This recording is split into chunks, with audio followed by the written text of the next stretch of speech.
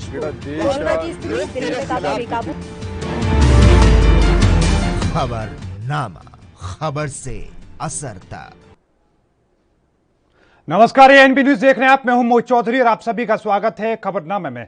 भारत में कोरोना का कोहराम लगातार जारी है। हालांकि बीते रोज के मुकाबले आज कोरोना के आंकड़ों से थोड़ी राहत मिली है। हालांकि मौत के आंकड़े अभी भी कम होने का नाम नहीं ले रहे हैं। अब ऐसे में कोरोना के बढ़ते संकट से निपटने के लिए सुप्रीम कोर्ट ने केंद्र सरकार से जो नेशनल प्लान मांगा था उस पर सुनवाई हुई। सरकार ने अपना प्लान दाखिल किया। सुनवाई के दौरान अदालत ने सवाल किया कि वैक्सीन के अलग अलग दामों पर केंद्र क्या कर रहा है। अगर अभी की स्थिति नेशनल इमरजेंसी नहीं है तो क्या है। सुनवाई के दौरान ऑक्सीजन और वैक्सीन की सप्लाई पर भी चर्चा हुई। अदालत ने ऑक्सीजन समेत अन्य मेडिकल जरूरतों पर डाटा मांगा है और अब शुक्रवार को इस पर फिर से सुनवाई होगी। लेकिन इसके साथ ही जो आंकड़ों में कमी आई है उसकी बड़ी वजह महाराष्ट्र है, दिल्ली है। महाराष्ट्र में लगातार 60,000 से ज्यादा संक्रमितों के आंकड़े आ रहे थे जो अब 50,000 से नीचे जा चुके हैं। अब हर रोज मुंबई में कोरोना संक्रमण की दर भी कम हो रही है। इसकी बड़ी वजह लॉकडाउन माना जा रहा है। ब्रेक द चेन के नाम से लगे लॉकडाउन से थोड़ी राहत मिल रही है। साथ में अब सवाल उठने लगे हैं कि जिन राज्यों में हालात लगातार बिगड़ रहे हैं क्या वहां पर भी इस तरीके का कदम उठाया जाएगा। क्या वहां पर हालात पर काबू पाने के लिए लॉकडाउन लगेगा।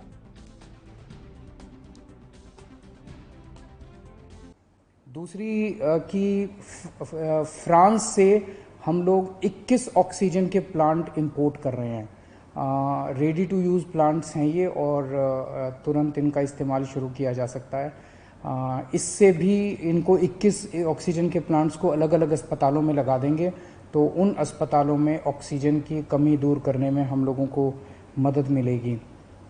पिछले 4-5 दिन में मैंने देश के कई उद्योगपतियों को चिट्ठी लिखी थी, मदद मांगी थी।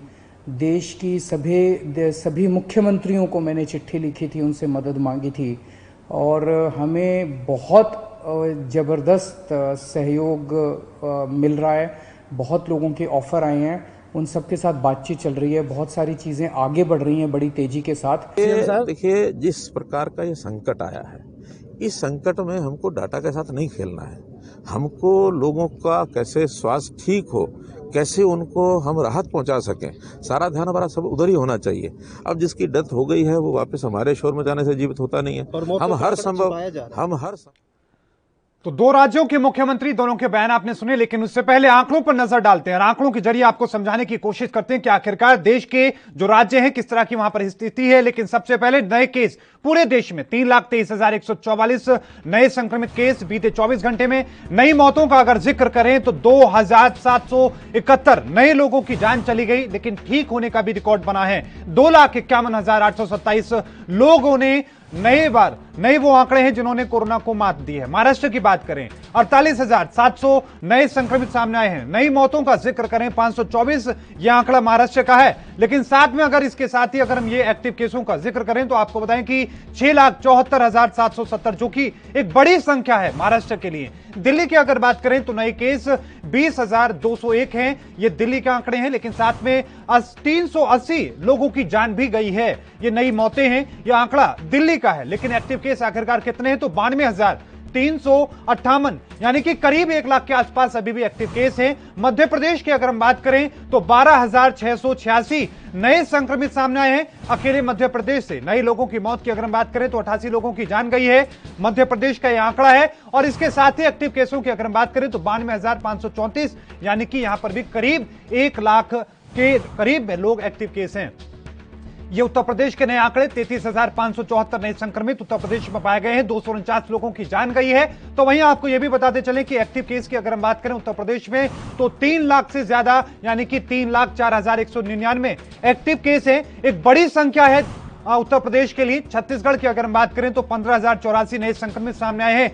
छत्तीसगढ़ भी खासा प्रभावित है। कर्नाटक की बात करें 29,744 नए संक्रमित सामने आए हैं कर्नाटक से, यह भी बड़ी संख्या। गुजरात में 14,340, लगातार आंकड़े अभी भी गुजरात में बढ़ते नजर आ रहे हैं, हालांकि सख्ती वहां पर लगातार बढ़ाई जा रही है। तमिलनाडु की हम बात करें 684 आंकड़े तमिलनाडु से सामने आए हैं। बिहार की हम बात करें तो 11,801 नए संक्रमित आंकड़े बीते 24 घंटे में वहां से सामने आए हैं। इसके साथ में उत्तराखंड का जिक्र करें 5,058, क्योंकि वहां पर महाकुंभ चला, आज अंतिम शाही स्नान भी था और आज भी आंकड़े बढ़ते नजर आ। लेकिन आईआईटी के जो वैज्ञानिकों की रिसर्च है, बड़े उन्होंने खुलासे किए 4 से 8 मई तक। उन्होंने कहा कि 4.5 लाख तक हर रोज आंकड़े सामने आ सकते हैं। 11 से 15 मई के बीच में जो कोरोना महामारी है वो अपने पीक पे होगा। 14 से 18 मई की अगर बात करें तो उन्होंने कहा कि 38 से 48 लाख तक ये संख्या पहुंच सकती है। हर रोज की संख्या है। मई के मध्य तक कोरोना के मामले 10 लाख से ज्यादा जा सकते हैं। 4 से 8 मई तक हर दिन संक्रमण के मामले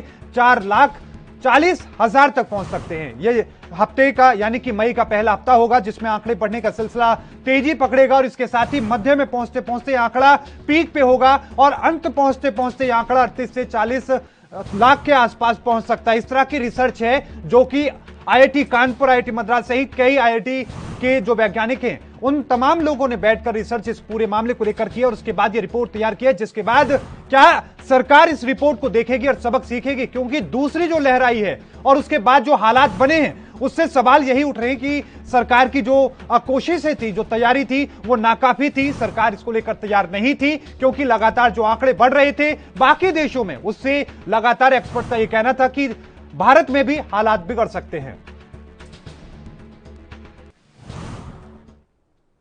और इस बीच रुकेंगे, एक छोटे से ब्रेक लें, ब्रेक के उस पार इस पूरे मामले को लेकर चर्चा करेंगे।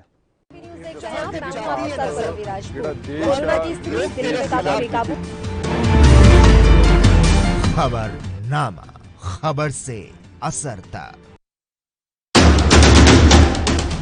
राष्ट्र धर्म,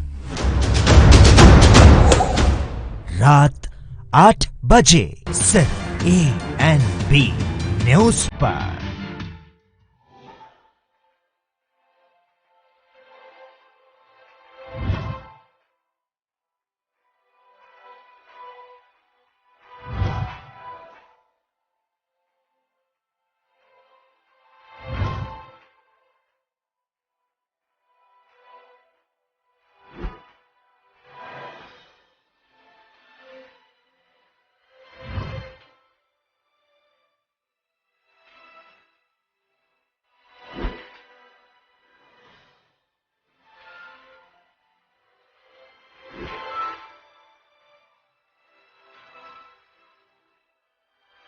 वैक्सीन के बारे में जब तक के परिणाम आए हैं कि पूरी तरह सुरक्षित है, हमें इस पर विश्वास करके इस वैक्सीन को उस हर व्यक्ति को जिसका नंबर आता है वह इसको लें, तो यह एक सुरक्षा कवच प्रदान करेगा हर एक नागरिक को कोरोना महामारी से बचाव के लिए।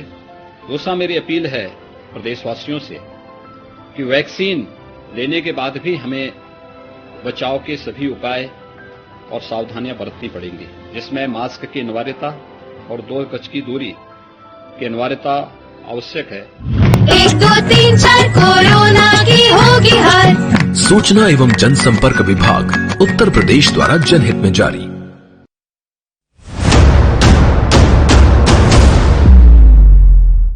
हक की बात दोपहर 12 बजे सिर्फ ANB न्यूज पर।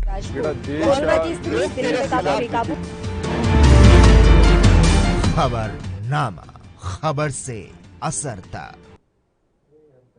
तो ब्रेक के बाद एक बार फिर से आपका स्वागत है। लगातार जो आंकड़े थे वो आपने देखे, इन तमाम स्थिति को लेकर ही हम चर्चा करेंगे और आज की चर्चा में हमारे साथ हिस्सा लेने के लिए अरविंद विद्रोही हैं, वरिष्ठ पत्रकार हैं, उनकी हम रुख करेंगे और साथ में और भी हमारे साथ मेहमान जुड़ेंगे। लेकिन उससे पहले एक बार फिर से आपको बता दें कि लगातार जिस तरह के आंकड़े पूरे देश में सामने आ रहे हैं उसके बाद में अब सवाल ये उठने लगे कि क्या लॉकडाउन लगना चाहिए, क्योंकि दिल्ली, महाराष्ट्र में जो आंकड़े अब कम हुए उसको लेकर ये सवाल उठने लगे हैं कि इन आंकड़ों को कम होने की एक बड़ी वजह लॉकडाउन है। और ऐसे में अगर उत्तर प्रदेश की हम बात करें, छत्तीसगढ़ की बात करें, बाकी अलग अलग जो राज्य जहां पर लगातार जो आंकड़े बढ़ते नजर आ रहे हैं उसको लेकर सवाल उठ रहे हैं कि क्या वहां पर भी लॉकडाउन लगना चाहिए ताकि इन हालातों पर जो काबू पाया जा सके। नए आंकड़े वो आपने देखे कि किस तरीके से जो हालात हैं वो बिगड़ते नजर आ रहे हैं, लेकिन साथ में एक राहत की खबर आज पूरे देश के लिए, राहत की थोड़ी सी राहत की खबर थी कि जो 3.5 लाख का जो आंकड़ा था वो अब वापस आके फिर से थोड़ा थोड़ा कम होता हुआ नजर आया, लेकिन मौत का जो सिलसिला था वो अभी भी कम होने का नाम नहीं ले रहा है। लेकिन साथ में आपने आंकड़े देखे, इसमें बड़ा योगदान जो था महाराष्ट्र का, क्योंकि महाराष्ट्र में 48,700 के करीब में आंकड़े आए थे, लेकिन लगातार बीते अगर हम बात करें कई दिनों से 60,000 से ज्यादा आंकड़े सामने आ रहे थे। अकेले मुंबई की हम बात करें, बीते एक सप्ताह के अंदर से लगातार मुंबई में जो आंकड़े हैं वो धीरे धीरे कम होते हुए नजर आ रहे थे। लेकिन महाराष्ट्र के बाकी इलाकों में भी अब कोरोना अपना पैर पसारता नजर आ रहा है। लेकिन अब सवाल उत्तर प्रदेश को लेकर भी, क्योंकि ग्रामीण इलाकों की अगर हम बात करें तो ग्रामीण इलाकों में लगातार जो अब संक्रमण जो है वो बढ़ता नजर आ रहा है। सबसे बड़ी चुनौती इस वक्त ऑक्सीजन को लेकर उठती है कि ऑक्सीजन आखिरकार नहीं मिल पाती है लोगों को, और यही वजह होती है कि कई ऐसे लोगों की जान चली जाती है कि उन्हें अगर ऑक्सीजन मिल जाता तो शायद वो बच सकते थे।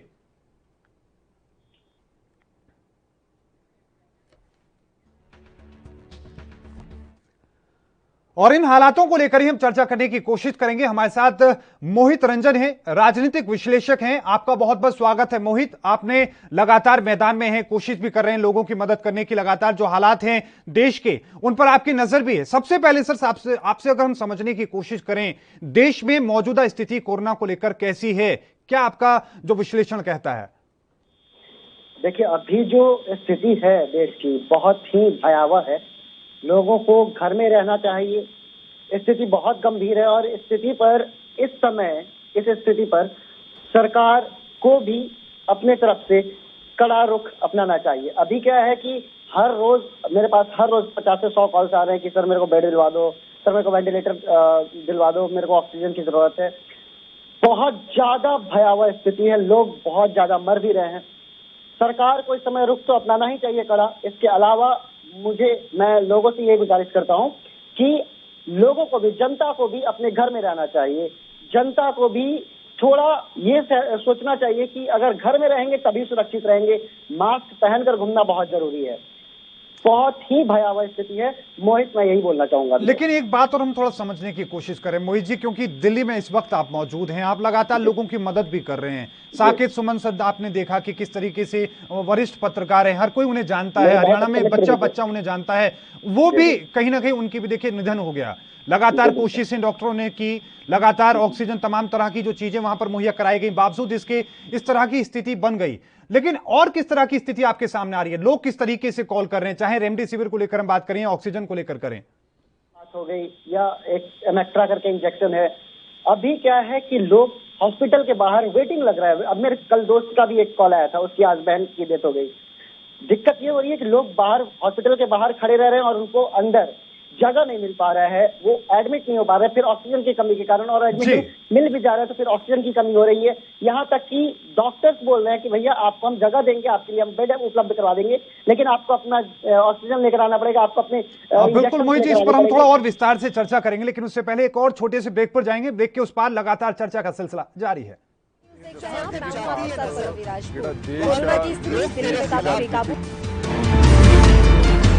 खबरनामा, खबर से असरता। क्या आप दुबले पतले कमजोर हैं, आपकी सेहत नहीं बनती? भूख कम लगती है, वजन नहीं बढ़ता? दरअसल मेन बात खाना पीना खाना नहीं है, मेन बात है खाया पिया लगना। और अगर खाया पिया लगेगा ही नहीं तो सेहत बनेगी कैसे? इसलिए हमारी संस्था सन्यासी आयुर्वेदा ने एक ऐसी दवा बनाई है जो कि आपके पाचन तंत्र को, आपके लीवर सिस्टम को ठीक करने का काम करती है, ताकि आप जो भी खाएं उसका पूरे का पूरा निचोड़ आपके शरीर को लगे, आपकी भूख बढ़े, खाया पिया सही से लगे, नया खून बने, हड्डियों में जान आए, वजन बढ़े, ताकत बढ़े, चेहरे पर नूर आए और आप मोटे तगड़े खूबसूरत पर्सनैलिटी के मालिक बन जाएं। यह दवा पूरी तरह से आयुर्वेदिक होती है। इसका शरीर पर कोई भी साइड इफेक्ट, कोई भी नुकसान या दुष्प्रभाव नहीं होता। लड़के लड़कियां दोनों इसका इस्तेमाल कर सकते हैं और पहले 15 दिन के अंदर ही आपको इसका असर महसूस हो जाएगा। सिर्फ 650 रुपए की पूरे 1 महीने की दवा होती है और आप इसे घर बैठे 01145454545 पर फोन करके दवा मंगवा सकते हैं। कोरोना की स्थिति दिल्ली में काफी बेकाबू। खबरनामा, खबर से असर तक। तो ब्रेक के बाद एक बार फिर से आपका स्वागत है। लगातार चर्चा जारी है। मोहित रंजन राजनीतिक विश्लेषक हमारे साथ लगातार बने हुए हैं। मोहित जी, इस बार अगर हम देखें कि मौतों का जो सिलसिला है वो अभी भी रुकता हुआ नजर नहीं आ रहा है, हालांकि बीते 24 घंटे में आंकड़े थोड़े कम हुए हैं, क्या कहेंगे सर?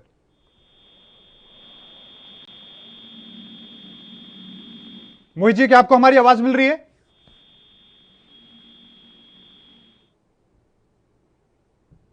तो उनकी आवाज हम तक नहीं पहुंच पा रही है। फिर से कोशिश करेंगे उनसे संपर्क साधने की, लेकिन आपको बता दें कि लगातार जिस तरीके से आंकड़े बढ़ रहे थे उन आंकड़ों से थोड़ी राहत जरूर मिली है, लेकिन अभी भी, क्योंकि जो आंकड़े हैं अभी भी डराने वाले हैं, भयावह करने वाले हैं। 3 लाख से ज्यादा लोग अभी भी हर रोज संक्रमित हो रहे हैं। लेकिन राहत की बात यह है कि लगातार जिस तरीके से बीते कुछ दिनों से 3.5 लाख का जो आंकड़ा था वो क्रॉस हो रहा था, अब वो कम होता नजर आ रहा है। तो दोनों मेहमान हमारे साथ जुड़ चुके हैं, मोहित रंजन राजनीतिक विश्लेषक और साथ में वरिष्ठ पत्रकार हमारे साथ जुड़ चुके हैं। और सबसे पहले मोहित जी, मैं आपका फिर से रुख करना चाहूंगा, जो लगातार आंकड़े बढ़ रहे थे, थोड़ी राहत मिली है, क्या आप वजह मानते हैं? मैं देखिए, राहत मिलने का अभी क्या है कि लोग तो मर रहे हैं ना, चाहे 100 में से 5 लोग हों, जो लोग मर रहे हैं, जो उसके पीछे कारण क्या है, सरकार को उसकी व्यवस्था ठीक करनी चाहिए। अभी समस्या ये है कि लोग हॉस्पिटल के बाहर खड़े रह गए, रेमडेसिविर इंजेक्शन नहीं है, ऑक्सीजन सिलेंडर नहीं है, लोग ब्लैक में बेच रहे हैं, ब्लैक में खरीद रहे हैं। तो इसके लिए सरकार को सबसे पहले एक्शन लेना चाहिए, इस पर सरकार को कुछ ना कुछ करना चाहिए। सरकार इसी पर कुछ नहीं कर पा रही है तो फिर कैसे, चाहे आंकड़ा गिर गया हो, मरने का आंकड़ा गिर गया हो, लेकिन आगे तो लोग मरेंगे। सरकार को यह करना चाहिए कि जितनी अच्छी सुविधा दे सके सरकार, उतनी अच्छी सुविधा के लिए एक रास्ता बनाना चाहिए कि जनता को सुविधा मिल सके। बिल्कुल, मरीज परेशान है, मरीज बहुत परेशान है और उसके बारे में लोगों को सोचना चाहिए। जी बिल्कुल। अरविंद विद्रोही जी हमारे साथ जुड़ चुके हैं, वरिष्ठ पत्रकार हैं। आपका बहुत बहुत स्वागत है सर ये एनबी न्यूज पर।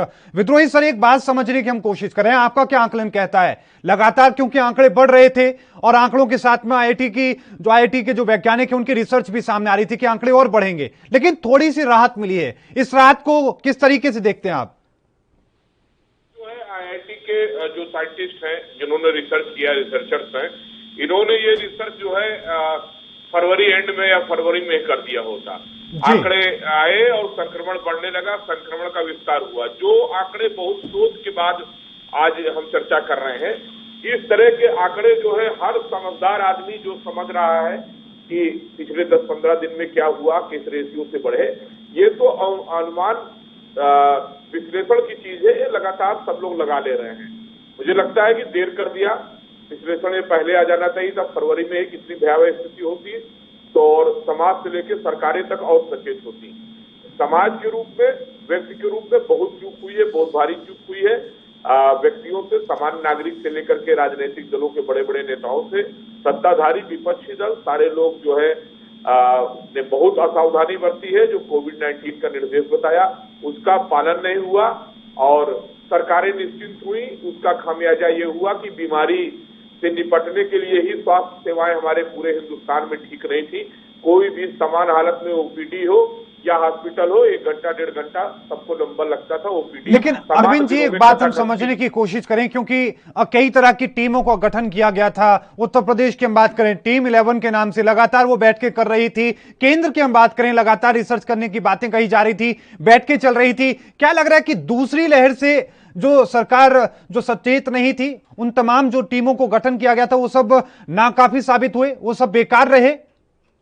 बेकार तो नहीं हुए, लेकिन नाकाफी साबित हुए। जी, बेकार नहीं कहेंगे, क्योंकि बेकार होता तो पहला वेव में बहुत अच्छा तरह से आपने यूपी की जिक्र किया। यूपी में फर्स्ट वेव को बहुत अच्छे तरह से कंट्रोल किया गया था। हाँ, टीम 11 के जिम्मेदार लोग और यहाँ के स्वास्थ्य मंत्री, निश्चित रूप से इन लोगों ने मुख्यमंत्री योगी आदित्यनाथ को वस्तुस्थिति नहीं बताई, या ये लोग नकारा है, ये लोग आकलन नहीं कर पाए।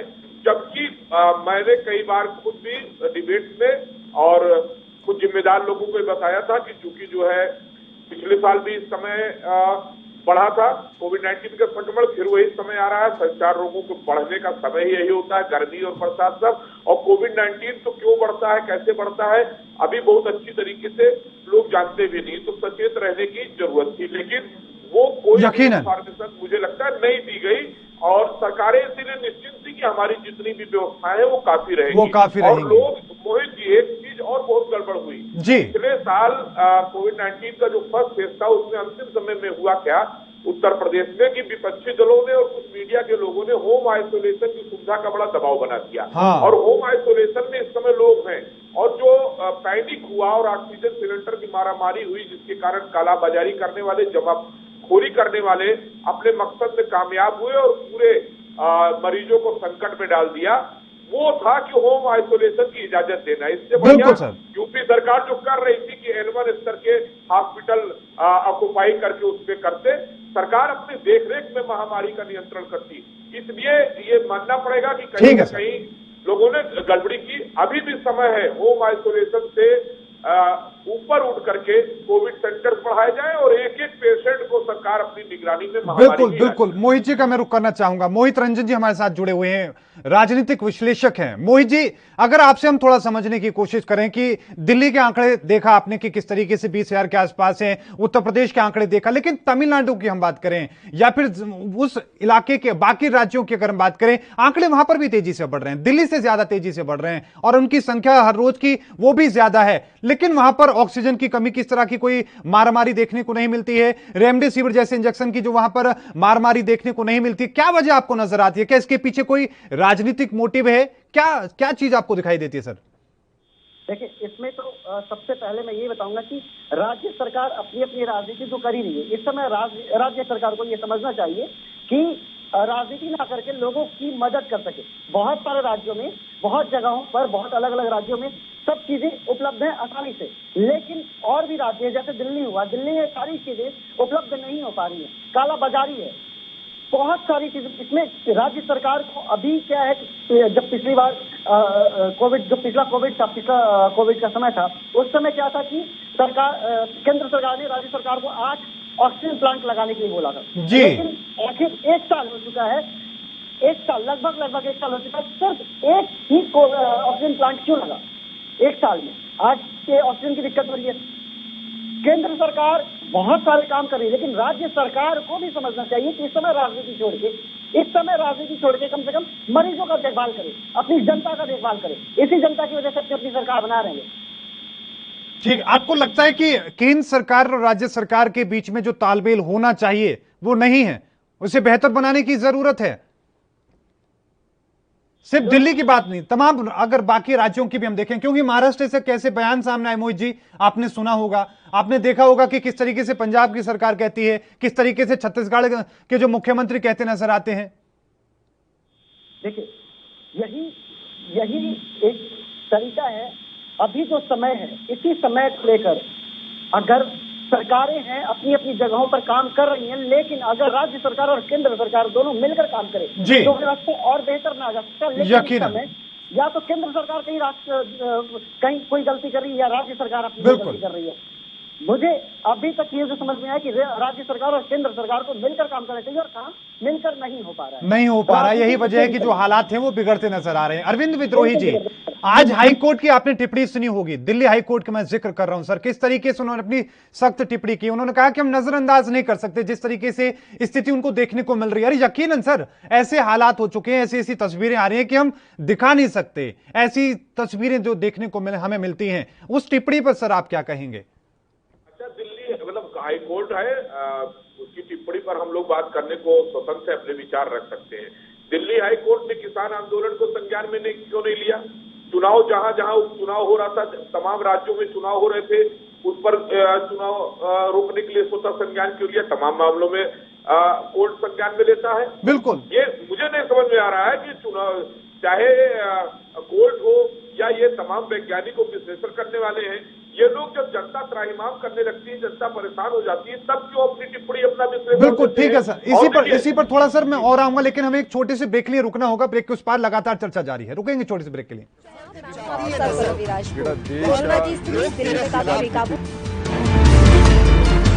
खबरनामा, खबर से असर तक। पंजाब दी कोरोना खिलाफ जंग जारी है। तुसी भी इस जंग च अपना हिस्सा पाओ। अज ही अपना टीकाकरण करवाओ। मुख मंत्री कैप्टन अमरिंदर सिंह दी अगवाई वाली पंजाब सरकार ने पंजाब भर च टीकाकरण दे पुख्ता इंतजाम कीते हुए ने। अगर आपां ने अपने परिवारां नूं बचाउणा है, बच्चों नूं बचाउणा है, अपने होर बजुर्ग ने उहदे विच घरां दे विच उहनां नूं बचाउणा है, तां इक्को ही तरीका है कि आपां टीके लगाओ। तो अज मेरी यही बेनती है तुहानूं कि तुसीं मेरी गल मन्नो, सारे तुसीं लगाओ ताकि तुसीं भी बचो और नाल तुहाडे घरां दे विच जो 45 साल तो उपर ने उहनां नूं भी लगाओ ताकि अपना परिवार बच सके। पहली डोज लगन तो 4 हफ्तियां बाद दूजा डोज लगेगा। टीकाकरण उपरांत तुहानूं हल्का जिहा बुखार आ सकदा है, जिस ते घबराउण दी लोड़ नहीं। किसी भी तरह दी अफवाहां च ना आओ। टीकाकरण संबंधी मन विच कोई शक है तां 104 हेल्पलाइन ते कॉल करो। कोविड टीकाकरण पंजाब लई, अपने परिवार लई। क्या आप दुबले पतले कमजोर हैं, आपकी सेहत नहीं बनती, भूख कम लगती है, वजन नहीं बढ़ता? दरअसल मेन बात खाना पीना खाना नहीं है, मेन बात है खाया पिया लगना। और अगर खाया पिया लगेगा ही नहीं तो सेहत बनेगी कैसे? इसलिए हमारी संस्था सन्यासी आयुर्वेदा ने एक ऐसी दवा बनाई है जो कि आपके पाचन तंत्र को, आपके लीवर सिस्टम को ठीक करने का काम करती है, ताकि आप जो भी खाएं उसका पूरे का पूरा निचोड़ आपके शरीर को लगे, आपकी भूख बढ़े, खाया पिया सही से लगे, नया खून बने, हड्डियों में जान आए, वजन बढ़े, ताकत बढ़े, चेहरे पर नूर आए और आप मोटे तगड़े खूबसूरत पर्सनैलिटी के मालिक बन जाएं। यह दवा पूरी तरह से आयुर्वेदिक होती है।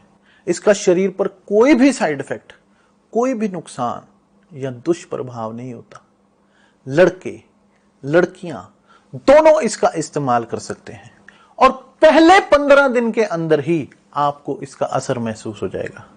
सिर्फ 650 रुपए की पूरे 1 महीने की दवा होती है और आप इसे घर बैठे 01145454545 पर फोन करके दवा मंगवा सकते हैं।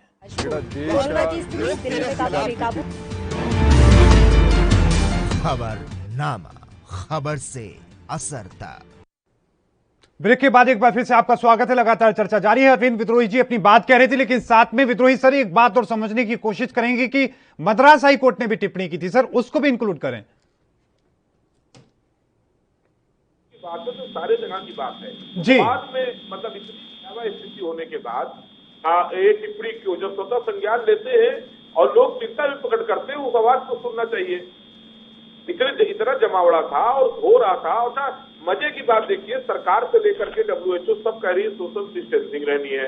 और सोशल डिस्टेंसिंग कैसे होगी? किसी आंदोलन में, किसी मंच पर, किसी सम्मेलन में, किसी रैली में, किसी भी राजनीतिक दल की हो और हो रही है और कोर्ट संज्ञान नहीं ले रहा है। और जनता को देखिए, जब उसका नेता, उसके प्रधानमंत्री, मुख्यमंत्री, विपक्ष के नेता सब लोग घूम रहे हैं तो वो भी घूम रही है, इसीलिए लोग बेपरवाह रहे। और आज देखिए मोहित जी, बहुत दुख की बात है, इतना भयावह स्थिति होने के बाद कोई ऐसा घर नहीं है जिसके परिचित लोग बिल्कुल काश लोग बीमार ना हो और दुख में ना हो, लेकिन उसके बाद लोग अभी भी मास्क लगाने परहेज कर रहे हैं, लोग अभी भी आवाजाही रखे हैं। बड़ी विचित्र स्थिति है। सरकार को नहीं, समाज के नागरिकों भी बड़े बेपरवाह और गैर जिम्मेदार हैं। समाज के ही लोग तो ये कालाबाजारी करने वाले हैं, चोरी करने वाले हैं। ये कहीं मंगल ग्रह से थोड़ी ना है, नहीं है, बिल्कुल। हमारे यहाँ के ही, और ये इतना निर्लजतापूर्ण कि यहाँ जीवन रक्षक दवाओं को बेच रहे हैं। मैंने तो योगी आदित्यनाथ जी से, सरकार से मांग की है कि जैसे अपराधियों, ये भी अपराधी हैं, इनको भी ठोको नीति के तहत लाइए। कालाबाजारी करने वाले, जीवन छीनने वाले, इनको भी सरकारों को ठोकने का आदेश दे देना चाहिए कि ये जहाँ हो गए भागने की कोशिश करें तो इनको मार देना चाहिए पुलिस को। अब बहुत चलिए ठीक है सर, लोगों की जिंदगी छीन रहे हैं ये। बड़ी बात आप कह रहे हैं। मोहित जी मैं आपका रुख करना चाहूंगा। दिल्ली में, महाराष्ट्र में थोड़े आंकड़ों में थोड़ी सी राहत मिलती नजर आ रही है। अगर हम उत्तर प्रदेश की हम बात करें, आंकड़े अभी भी वहां पर कम होने का नाम नहीं ले रहे हैं, जबकि इलाहाबाद हाईकोर्ट ने कहा था कि कुछ जिलों में, कुछ शहरों में लॉकडाउन की हमें जरूरत है। हालांकि हाईकोर्ट में चली जाती है, सुप्रीम कोर्ट में सरकार जाती है और जो हाईकोर्ट का आदेश था उस पर स्टे लग जाता है, रोक उस पर लग जाती है। क्या लगता है कि अगर लॉकडाउन लग जाता तो स्थिति उत्तर प्रदेश की और ना बिगड़ती, खासतौर पर ग्रामीण इलाकों की हम बात करें तो? जरूरी था, अभी भी लॉकडाउन लगाया जा सकता है जी, बहुत जरूरी है लॉकडाउन लगाना अभी। अच्छा, लॉकडाउन लगने के बाद भी बहुत सारे लोग जो है, अभी अरविंद सर ने कहा है इस बात कि लोगों को भी समझना चाहिए कि मास्क लगाएं, लोगों को भी समझना चाहिए कि बाहर कम जाएं, लेकिन लोग भी कहाँ सुधर रहे हैं, उनको भी बाहर जाना है, उन्हें भी मास्क नहीं लगाना है। और एक और बात, अरविंद जी की एक और बात को मैं दोहराना चाहूंगा कि काला बाजारी कर कौन रहा है? समाज कर रही है, हमारे ही बीच के लोग कर रहे हैं। उस पर तो बिल्कुल उन्हें गोली मार देनी चाहिए। अभी 3-4 दिन पहले की बात है, मेरे पास एक लेडी का कॉल आया, कहती जी सर मुझे रेमडेसिविर इंजेक्शन चाहिए तो मेरी माँ मर जाएगी। मैंने कॉल किया तो बंदा बोलता है कि 40,000 का एक इंजेक्शन है, 1,20,000 का 3 इंजेक्शन है। लड़की कहती है कि मेरे पास इतने पैसे नहीं है। ये मैं अपनी बात बता रहा हूँ, जो मेरे पास कॉल आया था, नहीं ले पाऊंगी। और उसकी माँ मर गई, उसकी माँ मर गई। बहुत सारी जाने इसलिए जा रही है क्योंकि हमारे बीच के लोग, हमारे समाज के लोग काला बाजारी कर रहे हैं। हमारे समाज के लोग किसी की जिंदगी को अहमियत नहीं दे रहे हैं, अपने जेब को भरने में लगे हुए हैं। लेकिन सरकार को मोहित जी, एक बात हम थोड़ा, क्योंकि आप बड़ी बात आप कह रहे हैं, लेकिन अगर हम साथ में देखें कि सरकार के खुद स्वास्थ्य मंत्री ने ये बात कही कि रेमडेसिविर जैसी जो दवाइयां हैं वो उतनी जरूरी नहीं है। इसको लेकर पैनिक फैल गया समाज में, लोगों में डर का माहौल फैल गया है और वो डॉक्टर के पास जाके, मतलब अगर उनका पेशेंट को संक्रमित है तो जाकर वो कहीं से भी खरीद रहे हैं, कितनी भी कीमती उनको मिल रही है, वो कह रहे हैं कि लगाइए। 3.5 लाख की इलेक्ट्रा बिकी है, लोगों ने खरीदी है। मेरे पास कॉल है कि 3.5 लाख की इलेक्ट्रा, जिसका कॉस्ट 8-9 हजार 10,000 के आसपास का है, वो 3.5 लाख में बिकी है। मेरे पास लगातार कॉल्स आ रहे हैं, 3.5 लाख, 1.5 लाख, 2 लाख। जो खरीदने वाले वो तो खरीदेंगे, लेकिन जो नहीं खरीदने वाले हैं उनकी तो जाने जा रही है और वो मर रहे हैं। ऑक्सीजन को लेकर भी हालात ऐसे ही हैं। रिकवर भी हो रहे हैं, रिकवर भी हो जाए, बच भी जाए, लेकिन दवाइयां उपलब्ध नहीं तो लोग तो मरेंगे ना। ऑक्सीजन सिलेंडर उपलब्ध नहीं है, ऑक्सीजन सिलेंडर का कीमत लगाया गया काला बाजार में, ब्लैक मार्केट की जा रही है, 1.5 लाख की ऑक्सीजन सिलेंडर मिल रहा है। बिल्कुल, आज भी 3 लोगों को दिल्ली पुलिस ने, साउथ दिल्ली पुलिस ने गिरफ्तार किया है और इसको लेकर उन्होंने जानकारी भी साझा की, जो डीएसपी वहां के हैं। लेकिन अरविंद जी, मैं रुख आपका करना चाहूंगा, अब विदेशों से मदद आने लगी है, भारी मात्रा में आ रही है, क्या लग रहा है कि ये काफी होगी? सरकारें भी भेज रही है कोविड सेंटर में। मैं फिर दोहरा रहा हूँ, कोविड सेंटर जिनको दिया गया है वहाँ मरीज एडमिट है, कुछ वीआईपी को सुविधा दे रहे हैं, बाकी आम जनता के जो लोग पहुंच रहे हैं उनसे कह रहे हैं अपना सिलेंडर लाइए। सिलेंडर भी जो सरकार ही दे रही है उसको ये पलट रहे हैं और आंकड़ों में ठीक रख रहे हैं। मेरे गृह जनपद में बाराबंकी में इसी तरह एक अस्पताल ने किया और उत्तर प्रदेश सरकार को उसके खिलाफ मुकदमा करना पड़ा। संचालक को उसने झूठ बोला कि हमारे यहाँ ऑक्सीजन नहीं, जबकि यहाँ उसके पास ऑक्सीजन थी।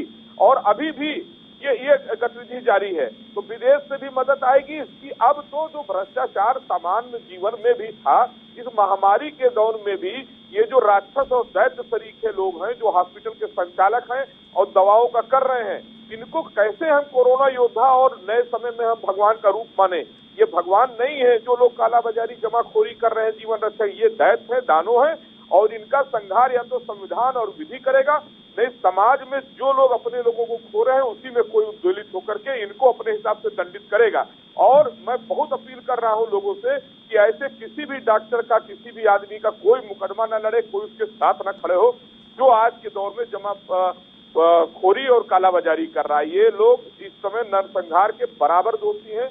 इनको भगवान का दर्जा इस समाज ने दिया है और ये अपनी जेबें भरने के लिए सांसों को लूट रहे हैं लोगों को, और लोगों की जिंदगियां छीनने का काम यही लोग कर रहे हैं जिनके ऊपर जिम्मेदारी है, समाज जिनको भगवान मानता है। बिल्कुल बिल्कुल, ऐसे बहुत सारे लोग हैं। जयपुर से तस्वीरें आई, लखनऊ से तस्वीरें आई, जहां खुद डॉक्टर शामिल थे, डॉक्टरों को गिरफ्तार किया गया, उनके खिलाफ एफआईआर दर्ज की गई। मोहित जी, अब विदेशों से जो मदद आ रही है, क्या लग रहा है कि ये काफी होगी? और साथ में एक चीज और कि देर हो चुकी है, विदेशी मदद के लिए भी उन लोगों को पहले से मदद करना चाहिए था, क्योंकि हमारे पास वैक्सीन जैसी तैयार हुई हमने शुरू से ही सप्लाई करनी शुरू कर दी, जबकि हमारे खुद के नागरिकों को नहीं मिली।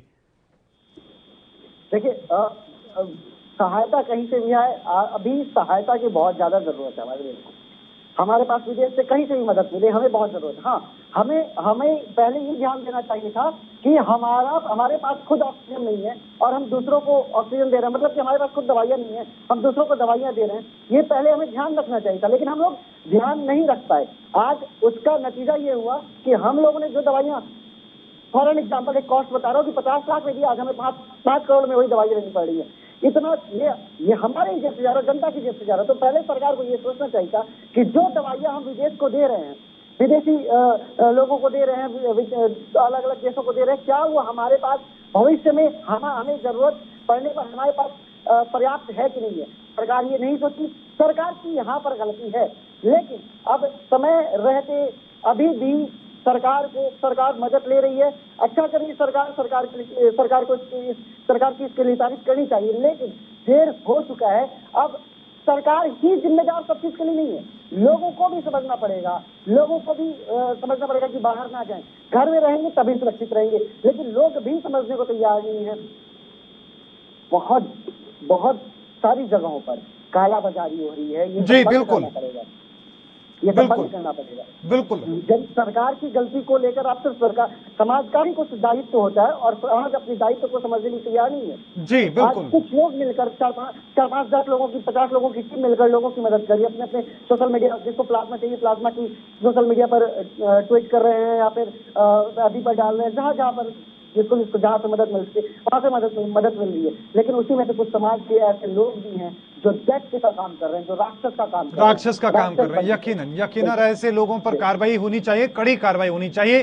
अरविंद जी, अगर हम आपसे समझने की कोशिश करें कि जिस तरह की स्थिति फिलहाल मौजूद है, लॉकडाउन अगर विकल्प नहीं है तो आपको क्या लगता है कि क्या विकल्प हो सकता है? क्योंकि अगर हम लोगों की हम बात करें, खासतौर से समाज के लोगों की, तो वो लापरवाह हमेशा रहे हैं। शुरुआत से हम देखें कि शुरुआत में बहुत सख्ती की गई थी, लोगों ने मास्क पहनना शुरू कर दिया था, सोशल डिस्टेंसिंग का पालन किया था, लेकिन बहुत जल्दी भूल गए, फिर से लापरवाही शुरू हो गई।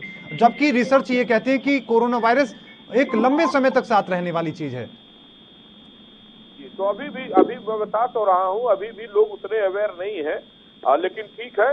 और लोग अभी हर घर परेशान है, हर लोग परेशान है, उसके बाद भी नई आंख खुल रही है। तो क्या किया जाए? अभी तो यह है कि सेल्फ लॉकडाउन की स्थिति रहे, बहुत जरूरी है तो लिख ले। जो समझदार है, जो सर्वाइवल स्टेज में है, प्रभु का ध्यान करिए, अपने बड़ों की इज्जत करिए, छोटों को प्यार करिए और जो स्वास्थ्य निर्देश है उसका पालन करिए। जीवन रहेगा तो जीविका भी चल जाएगी।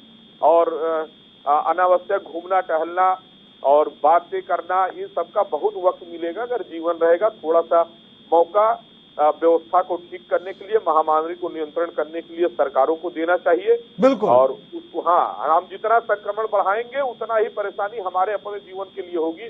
जब तक ये भाव आम नागरिक के मन में नहीं आएगा तब तक नहीं। मैंने तो अपील भी की थी अपने उत्तर प्रदेश में पंचायत चुनाव को लेकर के कि लोग वोट डालने न जाएं, खुद को बचावें, लेकिन लोगों ने झूम के वोटिंग किया है। अब हम लोग को देखना है कि 29 तारीख लास्ट चुनाव यहाँ पर होगा, उसके बाद संक्रमण कितना बढ़ता है और कुछ नहीं कहा जा सकता है। बड़ी लापरवाही है। बिल्कुल सर, क्योंकि एक रिपोर्ट ये भी आई है कि जो पंचायत चुनाव चल रहे हैं और ऐसे में जिस चरण में हुए, खास तौर पर उन इलाकों में खास तौर पर ज्यादा संख्या में लोग मिल रहे हैं। पहले कुछ ऐसा था कि कई ऐसे जिले थे जहां पर 100 से कम लोग मिलते थे, कई जिले 10 से 12 जिले मिलाते थे, तब जाकर 100 लोगों की, संक्रमितों की संख्या होती थी। लेकिन आज मौजूदा स्थिति ऐसी है कि एक ही जिले में 100 से ज्यादा लोग आ रहे हैं। ये छोटे जिले सर, छोटे शहर हैं, उनमें बताया जा रहा है कि पंचायत चुनाव एक बड़ी वजह मानी जा रही है। बहरहाल, लेकिन सर अरविंद जी, एक बात मैं आपसे समझने की कोशिश करूंगा, जो बड़े अस्पताल हैं, उत्तर प्रदेश में भी है, दिल्ली में भी है, मुंबई में भी है और भी बाकी राज्यों के अंदर भी हैं, क्या उन लोगों को अब मौजूदा स्थिति को देखते हुए ऑक्सीजन प्लांट की खुद स्थापना करनी चाहिए? उनको अपने अस्पतालों में इस तरह का प्रबंध रखना चाहिए, क्योंकि 1-1 करोड़ रुपए में ये तैयार हो जाते हैं। तो प्रधानमंत्री ने ही ले लिया ऑक्सीजन संयंत्र लगाने का, हाँ, और उसमें सबसे बड़ी बात मोहित जी समझ लीजिए कि जो भी व्यवस्था है, जो भी निर्देश है, अगर व्यवस्था बनाए रखने वाले लोग अपना आचरण सुधार लें, भ्रष्टाचार न करें, तो आज की तारीख में भी ऑक्सीजन, वेंटिलेटर, बेड किसी की कमी नहीं है, किसी की कमी नहीं है। अब केवल ये जो कालाबाजारी, जमाखोरी करने वाले लोग हैं, पैनिक लोग हैं, और जिनके पास पैसा है उनकी पैसे की गर्मी कि उन्होंने, अगर उनके यहाँ कोई लोग हैं तो उन्होंने खरीद करके रख दिया। अभी लगातार लोगों के घर सिलेंडर बरामद हो रहे हैं। उत्तर प्रदेश की पुलिस भी कर रही है, दिल्ली भी कर रही है, जगह जगह हो रहा है। तो ये इन जमाखोरों ने तो आम नागरिक का सांसें छीन ली। नहीं, ऐसा नहीं था, पैनिक बना दिया। अस्पतालों ने, तमाम अस्पतालों ने लिख दिया कि हमारे यहाँ खत्म हो रही है गैस, उससे लोग घबराए। इन सबकी जांच का विषय है ये बहुत बड़ा जांच का विषय है, क्योंकि डिमांड एंड सप्लाई में जब अंतर आता है तो चीजों का दाम बढ़ता है। और ये अस्पतालों की, कुछ अस्पतालों की हो सकता है सोची समझी साजिश रही हो, पैनिक किया गया, फिर होम आइसोलेशन में रह रहे लोगों ने अपने आदमी से, अपने परिवार के मरीज की जान बचाने के लिए बड़े दामों में भी खरीदा और आज भी खरीद रहे हैं। तो ये बहुत बड़ा मानवता के खिलाफ काम किया है। कोविड-19 सेंटर के संचालकों ने, जिन्होंने, और जो अच्छा काम कर रहे हैं वो बधाई के पात्र है, वो भगवान तुल्य है। लेकिन जो जीवन छीन रहे हैं, कालाबाजारी कर रहे हैं, उनको कभी भी क्षमा नहीं किया जाएगा। ना समाज के जागरूक लोग करेंगे, और जो सरकारें हैं वो लगातार काम कर रही हैं कालाबाजारी, और लेकिन इनके जो मुख्य सूत्रधार संरक्षक हैं वो अभी भी बचे हुए हैं, और मुझे लगता है कि वो बेनकाब होंगे। बिल्कुल मोहित जी, एक 30 सेकंड का और, सब लोगों की बात की है चुनाव में। हमने भी, उत्तर प्रदेश में भी मान्यता प्राप्त समिति का चुनाव हुआ लखनऊ में, और कम से कम 1 दर्जन पत्रकार साथी उस चुनाव के बाद जो लोग जीते भी, वो उसमें करीब 1 दर्जन लोग की मृत्यु हो गई, 50 सैकड़ों के लोगों के परिवार के लोग बीमार हैं।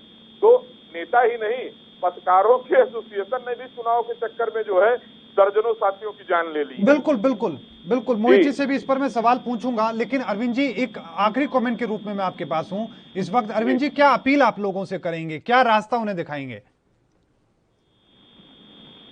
शक्ति का जाप करिए, अपने परिवार के बुजुर्गों की सेवा करने का मौका मिला है, बच्चों को नैतिक शिक्षा दीजिए, और जितनी मदद आप खुद की रक्षा करते हुए पड़ोस की कर सकते हैं वो करिए, और किसी भी कालाबाजारी जमाखोरी करने वाले का साथ मत दीजिए, और प्रभु सब ठीक करेंगे। सरकार को सब मौका दीजिए व्यवस्था ठीक करने को जी। और यकीनन मोहित जी, जो राहुल जी, अरविंद जी अपनी बात कह रहे थे कि किस तरीके से जो पत्रकार हैं लगातार मैदान में जुटे हुए हैं वो शिकार हो रहे हैं। साकेत सुमन जी का आपने उदाहरण देखा, और भी बहुत सारे ऐसे साथी हैं हमारे जो लगातार अपनी ड्यूटी का निर्वहन कर रहे हैं, वो संक्रमित हो रहे हैं, उनकी चपेट में आ रहे हैं। कई ऐसे समाज सेवी हैं, कई नेता हैं जो लगातार चपेट में आ रहे हैं। इस तरह के आंकड़े बहुत बढ़ रहे हैं, क्या कहेंगे सर ऐसे पे?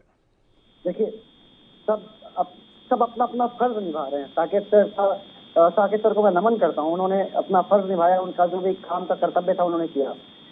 मैं बस यही कहना चाहता हूं कि लोगों को, समाज को ये समझना पड़ेगा, डॉक्टर्स को ये समझना पड़ेगा कि पैनिक क्रिएट ना करें। पैनिक क्रिएट होगा, डर का माहौल बनेगा और लोग डर से भी मरेंगे। ऐसा नहीं है कि सिर्फ कोविड के कारण लोग मर रहे हैं। साकेत सर कोविड के कारण नहीं मरे, उनका जो डेथ सर्टिफिकेट था उस पर लिखा गया हार्ट अटैक आने का कारण है। डर के मारे आप घबरा जा रहे हैं, पैनिक क्रिएट हो रहा है। पॉजिटिव माहौल बनाइएगा, तब जाकर बिल्कुल मोहित जी, आखिरी कमेंट के रूप में 10 सेकंड आपके पास होंगे, क्या अपील आप लोगों से करेंगे? मैं बस यही कहूंगा कि घर पर रहें, सुरक्षित रहेंगे, घर पर रहते हुए लोगों की जैसे मदद कर सके, बिल्कुल, लेकिन घर पर रहें। बिल्कुल, बहुत बहुत धन्यवाद मोहित जी, आपका भी, अरविंद जी आपका भी बहुत बहुत धन्यवाद, दोनों मेहमानों का आज की चर्चा में हिस्सा लेने के लिए, अपना कीमती वक्त हमारे साथ साझा करने के लिए। कोशिश ये थी कि लगातार जो आंकड़े जिन राज्यों में बढ़ रहे हैं, क्या वहां पर भी लॉकडाउन की जरूरत है, इसी को लेकर हम चर्चा करें। आज के लिए इतना ही, देखते रहिए एनबी न्यूज, मुझे दीजिए इजाजत, धन्यवाद।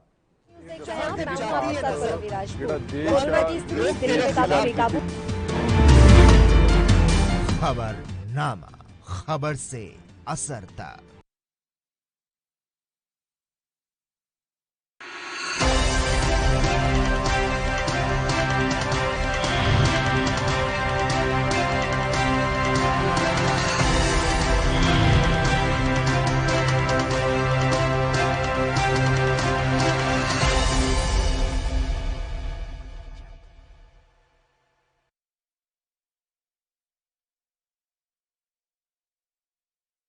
क्या आप दुबले पतले कमजोर हैं?